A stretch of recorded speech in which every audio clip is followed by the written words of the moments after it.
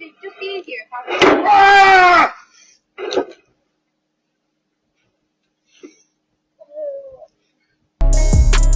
Bruh.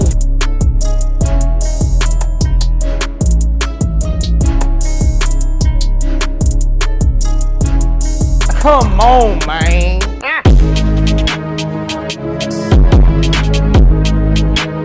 Let's get into it. So I came across this video on Twitter, posted on February the 3rd, 41.5 million views. It says, "This is utterly brilliant. A student accuses JK Rowling of being transphobic. The teacher skillfully dissects the claim and challenges it by asking questions. He teaches not what to think, but how to think critically. Completely deprograms this student." Let's check it out. So these guys want to talk about JK Rowling? Is that so? What's going on with that? What do you want to know? She's had a pretty controversial past. I just want to know, like, what are your thoughts on it? And, like, do you still like her work despite her bigoted opinions? So let's get specific, though. Let's define bigoted opinions. What opinions are bigoted? We're going to treat this as a thought experiment. I'm not going to say what's right or wrong or what way to think. The whole point is to learn how to think, not what to think. Yeah. So when you say bigot, you're starting with the conclusion that, given her bigoted opinions. Yeah. So first, let's start with, does she have bigoted opinions? So when you say bigoted opinions, she has had a history of being extremely transphobic, I've heard. You've heard. So what? Can you give me an example? If you look at her Twitter, I think you could see a few things. If you want, I could try and find something. See if you can find one. So, one of these tweets that she came up with in 2019, she said, "Dress however you please, call yourself whatever you like, sleep with any consenting adult who will have you live your best life in peace and security, but force women out of their jobs for stating that sex is real." So you find that bigoted? What do you find about it? Was in there? It was deemed transphobic. I myself. Do you find that transphobic yourself? I don't really have an opinion on it, but I'm just going with what a lot of other people have said. So let's pause it. Let's not go with what other people are saying. Let's try and learn how to critically think. So let's analyze the tweet ourselves. So that statement, do you see anything problematic, disregarding other people's opinions? She did try and pin some things on a specific group of people. Where does she do that? Can you read that?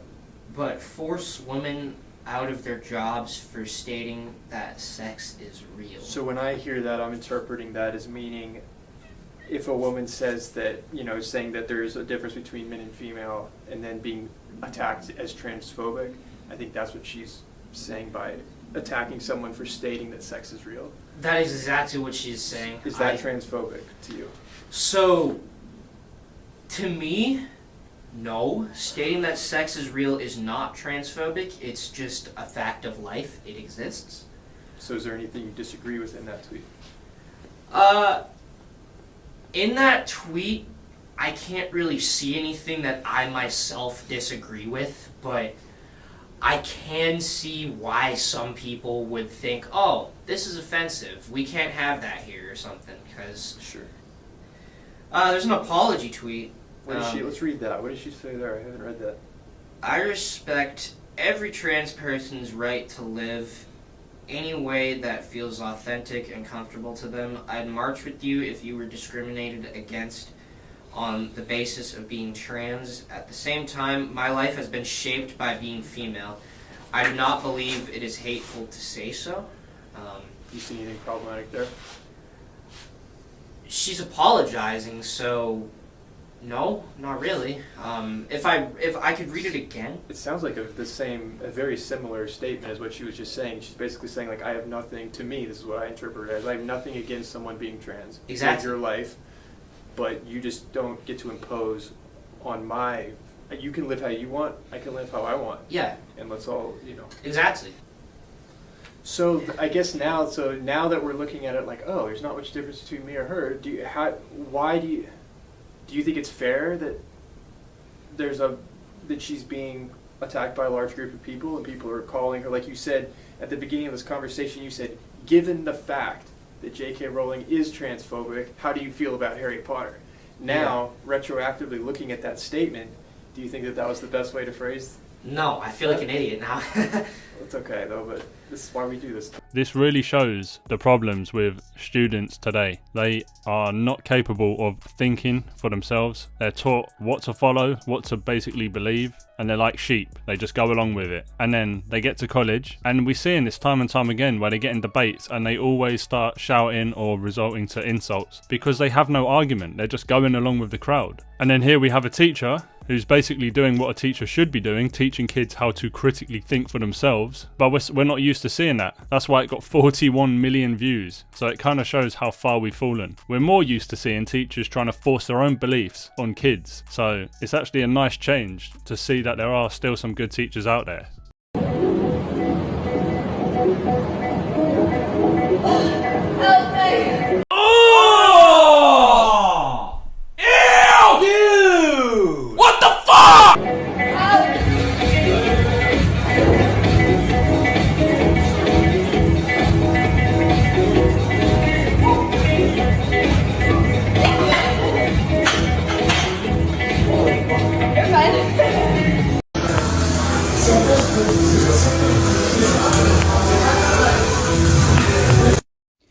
I left my boyfriend and I've been traveling for 10 days and I've slept with 22 people in that 10 days. My goal was 20 and I just hit 22 this morning. It's 1 p.m. now here in Paris and I need to check out because I'm going home. I really doubt I'm going to get another one on the board, either on the plane or like on my layover. So I think 22 is where we're going to cap it out, but how did I go? I don't miss him, I miss the idea of him. I don't miss him, I miss the idea of him. I don't miss him, I miss the idea of him. I am worthy of love, I am worthy of love, I am worthy of love. I can give myself that love, I can give myself that love, I can give myself that love. I love myself, I love myself, I love myself, I love myself, I love myself, I love myself, I love myself. I love myself so much. I love myself so much. I love myself so much. I am enough on my own. I am enough on my own. I am enough on my own. I'm a billionaire. I'm a billionaire. I'm a billionaire. I can buy myself anything I want. I can buy myself anything. Shit, I can't escape reality. If you're gonna do it, I guess there's nothing wrong with being positive, yeah? The thing is, why are you filming yourself whilst doing it, whilst crying, and then posting it online? The only reason I can think is you want attention. That's the only reason, so yeah. Hello? The last time you texted me was in 2020. Because I've been busy. Wait, why are you on pause? Why are you being weird? Oh no, I was just going through my shit. You said what? I said, why you on pause? Why you being weird? What? I'm chilling. How are you? How you been? Nah, I've been good. What made you call me out of nowhere? I just wanted to call you. I can't call you now. Nah, I'm up now. I read a comment, it said, they broke up, she's broke and he's up, and that's exactly why she's coming back around. Guys, if you're young, yeah, do not fall for this trap. Do not fall for it. If you're with a girl and she's worth keeping, then obviously do that. But if you get used and then she ghosts you and then she tries coming back in your life because she sees you're doing well, do not fall for that trap. So yeah, all I can say is stay focused. 75 years.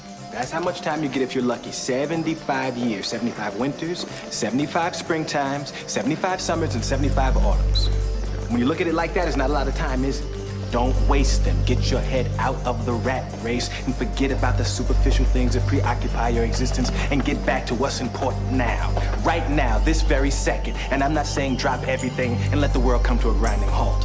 I'm saying that you can become a seeker.